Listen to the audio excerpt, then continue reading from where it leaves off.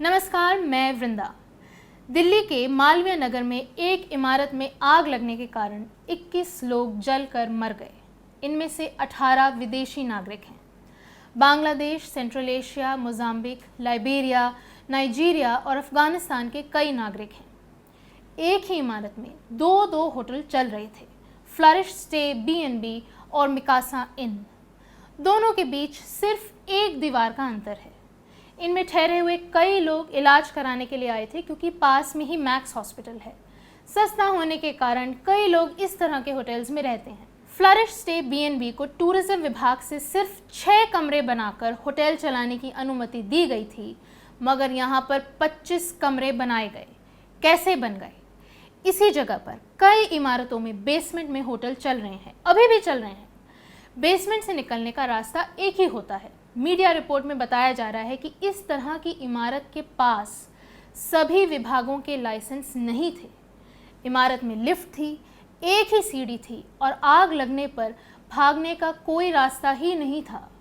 Entry और exit का एक ही रास्ता था, जबकि फायर सेफ्टी की एक मैंडेटरी शर्त होती है कि अलग रास्ता हो भागने के लिए, जहां से लोग आग लगने के वक्त जान बचाकर भाग सकें। 21 लोगों की जान चली गई है। 6-7 लोग इस वक्त गंभीर हालत में हैं, वेंटिलेटर पर हैं। आग बुझाने वाला विभाग दावा कर रहा है कि सुबह 8:50 पर उन्हें सूचना मिली और तुरंत ही कई सारी गाड़ियां वहां मौके पर पहुंच गईं। लेकिन वहां जो लोग थे उनका वर्जन कुछ और है।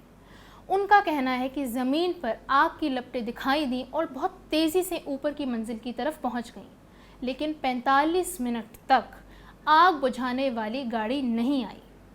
ये भी हो सकता है कि इमारत तक पहुंचने में दमकल की गाड़ियों को वक्त लगा हो, कार पार्किंग के कारण रास्ता खुला नहीं मिला हो। चश्मदीद हैं, मीडिया में इनके इंटरव्यू चल रहे हैं। लोग बता रहे हैं कि आसपास के लोगों ने दुकानों से गद्दे मांगे, ज़मीन पर बिछाए, जिन पर तीसरी मंजिल से कुछ लोग कूदने पर उनके हाथ पांव टूट गए।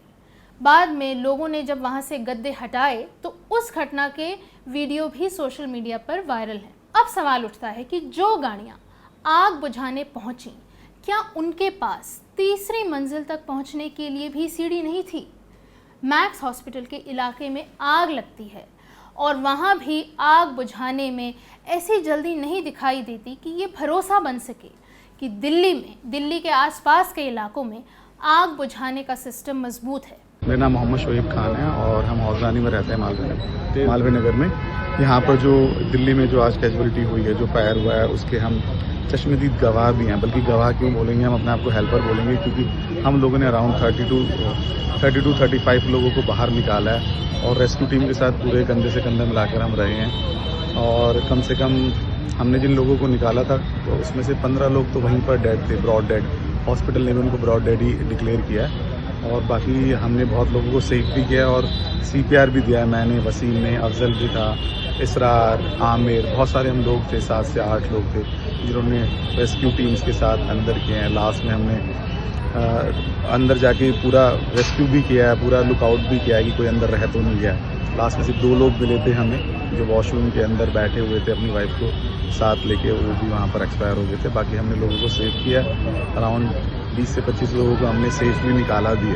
अब दिल्ली में आग की घटनाओं की रिपोर्ट निकाल कर देखिए।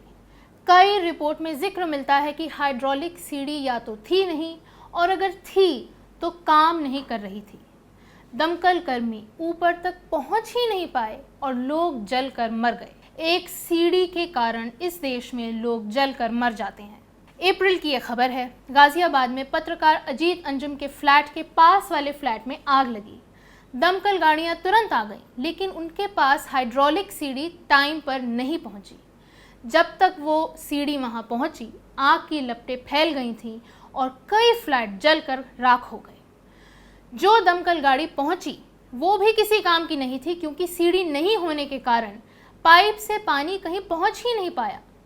क्या उसके बाद दिल्ली और NCR में जगह जगह हाइड्रोलिक सीढ़ियों की तैनाती के लिए आपने कोई बड़ी घोषणा देखी, सुनी, कहीं अखबार में इसकी रिपोर्टिंग हुई? 2.5 महीना पहले दिल्ली के पालम इलाके में एक इमारत में आग लगी। सुभाष कश्यप के परिवार के 9 लोग जलकर मर गए। जब आग बुझाने वाली टीम वहां पहुंची तो हाइड्रोलिक क्रेन ही नहीं चल पाई। अगर वो तुरंत चल जाती तो और लोगों की जान बचाई जा सकती थी। 4 मंजिला इमारत में, वो भी दिल्ली में, आग बुझाने का सिस्टम ठीक नहीं है। लोगों को खिड़की और दरवाजे तोड़कर उनकी जान बचानी पड़ी थी। मालवीय नगर में या दिल्ली में या किसी भी शहर में इसी तरह की बसावट है। आप कहीं से भी गुजर कर देखिए, लोगों ने मिलकर दुर्घटनाओं का पूरा इंतजाम किया हुआ है। मालवीय नगर की जो घटना है, इसमें 21 लोगों की मौत हुई है तो नियमों की बात हो रही है, लाइसेंस की बात हो रही है। लेकिन वहाँ से आने वाले पत्रकार, पुलिस, तमाम अफसरों को रोज़ दिखता होगा कि क्या हाल है। अगर इलाके में आग लगी तो क्या होगा वो सब जानते थे, लेकिन फिर भी कुछ नहीं हुआ। कॉमनवेल्थ गेम्स के समय मालवीय नगर के साथ साथ दिल्ली के कई इलाकों में B&B यानी बेड एंड ब्रेकफास्ट चलाने की अनुमति दी गई।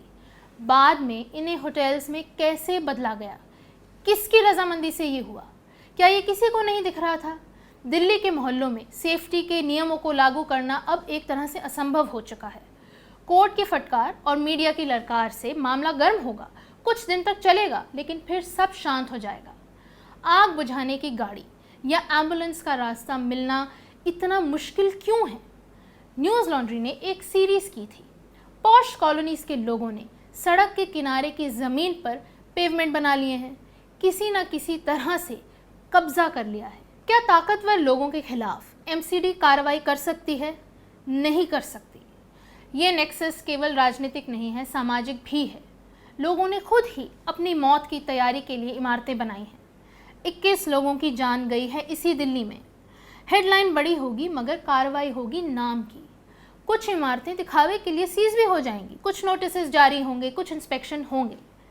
लेकिन पिछले कुछ महीने में आप आग को लेकर अगर सर्च करेंगे तो दिल्ली NCR में ऐसी खबरों की आपको भरमार मिलेगी, जहां होटल से लेकर दुकान, घर, बंगला, हाउसिंग सोसाइटी तक में आग से लड़ने की कोई तैयारी नहीं थी। मदद आई तो बहुत देर से, और कुछ मामलों में आकर भी कुछ नहीं कर सकी, क्योंकि या तो रास्ते बंद थे या फिर डिपार्टमेंट की इतनी तैयारी ही नहीं थी। ऐसी रिपोर्ट चल रही है कि आग बुझाने के लिए विभाग में कर्मचारियों और अफसरों की काफ़ी कमी है। जब भी बड़ी दुर्घटना होती है तो ऐसी रिपोर्ट बाहर आ जाती है, लेकिन उसके बाद फिर धीरे धीरे सब कुछ नॉर्मल हो जाता है। इस बार भी नॉर्मल हो जाएगा। नमस्कार, मैं वृंदा।